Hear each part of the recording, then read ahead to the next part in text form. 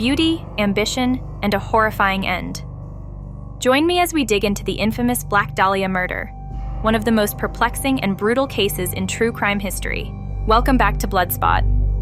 If you're new here, hi, hello, welcome. Make sure to hit that subscribe button because you're not going to want to miss what we've got in store. Today, we're diving into one of the most infamous unsolved cases in true crime history, the Black Dahlia Murder. A tale so twisted, it'll make your head spin and your heart race. Buckle up, Buttercup, because this one's a doozy. Our story begins on a chilly January morning in 1947. Picture this.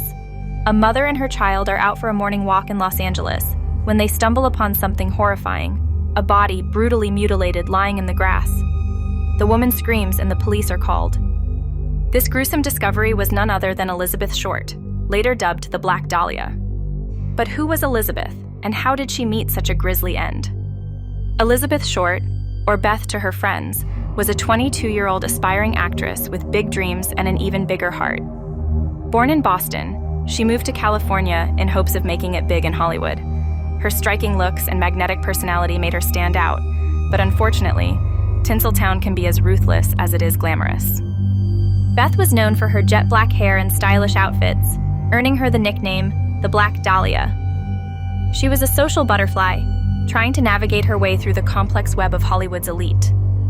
But behind the bright lights and big dreams, there was a darker side to her life. She struggled financially, often relying on the kindness of strangers for a place to stay and a meal to eat. Despite these hardships, those who knew her remembered her as a kind, hopeful, and somewhat mysterious figure. Now, let's fast forward to January 15, 1947. Elizabeth Short's dead body was found in the Los Angeles neighborhood of Leimert Park. The first person who reported the grisly sight thought it was a mannequin at first, but a closer look revealed the true horror. Elizabeth had been sliced in two at the waist and completely drained of blood. Some of her organs, such as her intestines, had been removed and neatly placed underneath her buttocks. Pieces of flesh had been cut away from her thighs and breasts, and her stomach was full of feces, leading some to believe that she'd been forced to eat them before she was killed. The most chilling mutilations, however, were the lacerations on her face. The killer had sliced each side of her face from the corners of her mouth to her ears, creating what's known as a Glasgow smile. Since the body had already been washed clean, Los Angeles Police Department detectives concluded that she must have been killed elsewhere before being dumped in Leimert Park. Near her body, detectives noted a heel print and a cement sack with traces of blood that had presumably been used to transport her body to the vacant lot. The LAPD reached out to the FBI to help identify the body by searching their fingerprint database. Short's fingerprints turned up quickly because she had applied for a job as a clerk at the commissary of the U.S. Army's Camp Cook in California back in 1943 and had been arrested for underage drinking just 7 months after that. The media frenzy didn't help either, with wild speculations and baseless accusations flying around faster than you can say Hollywood scandal. Reporters even contacted Elizabeth's mother, Phoebe Short, pretending that Elizabeth had won a beauty contest to get more information from her before revealing the grim truth. As the media learned more about Elizabeth Short's history, they began to brand her as a sexual deviant. They gave Short the nickname, the Black Dahlia, due to her reported preference for wearing a lot of sheer black clothing. Some people spread the false rumor that Short was a prostitute, while others baselessly claimed that she liked to tease men because she was a lesbian. Adding to her mystique, Short was reportedly a Hollywood hopeful. She had moved to Los Angeles just 6 months before her death and worked as a waitress. Sadly, she had no known acting jobs, and her death became her one claim to fame. Now let's dive into the investigation. The LAPD was under immense pressure to solve this case, but they were immediately hit with a wall of dead ends. The list of suspects grew longer than a CVS receipt. From jilted lovers to corrupt cops, everyone was a potential suspect. One theory even suggested that she was a victim of a serial killer who was never caught. On January 21st, about a week after the body was found, the Los Angeles Examiner received a call from someone claiming to be the murderer. He said he would be sending Short's belongings in the mail as proof. Shortly thereafter, they received a package with Short's birth certificate, photos, business cards, and an address book with the name Mark Hansen on the cover.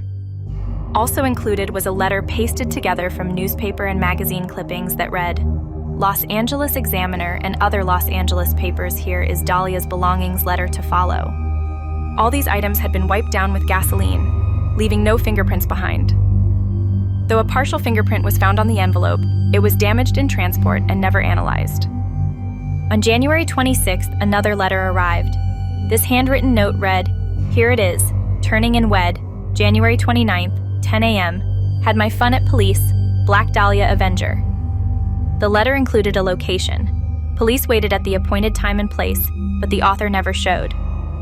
Afterward, the alleged killer sent a note made of letters cut and pasted from magazines to the Examiner that said, "Have changed my mind. You would not give me a square deal. Dahlia killing was justified." Again, everything sent by the person had been wiped clean with gasoline, so investigators couldn't lift any fingerprints from the evidence. At one point, the LAPD had 750 investigators on the case and interviewed more than 150 potential suspects linked to the Black Dahlia killing. Officers heard more than 60 confessions during the initial investigation, but none were considered legitimate. Since then, there have been more than 500 confessions, none of which led to anyone being charged.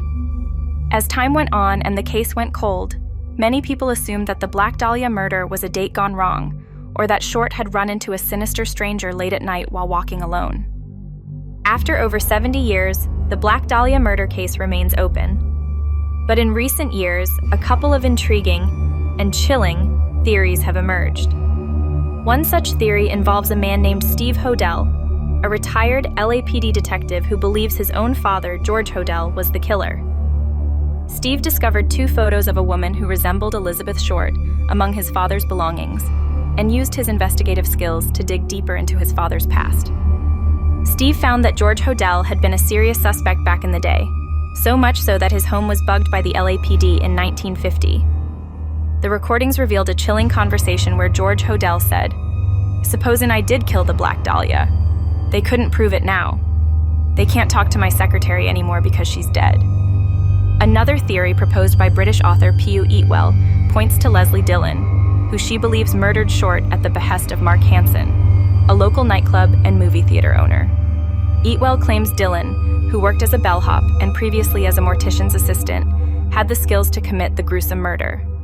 She also discovered a report about a crime scene at a motel near USC, where a room was found covered in blood and fecal matter the morning after Short was killed.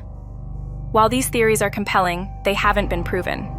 The case remains unsolved, and many of the original LAPD documents are still locked away. But these stories remind us that the truth might still be out there, waiting to be uncovered. So here's where I leave you with a question. What is your theory? Let us know in the comments below.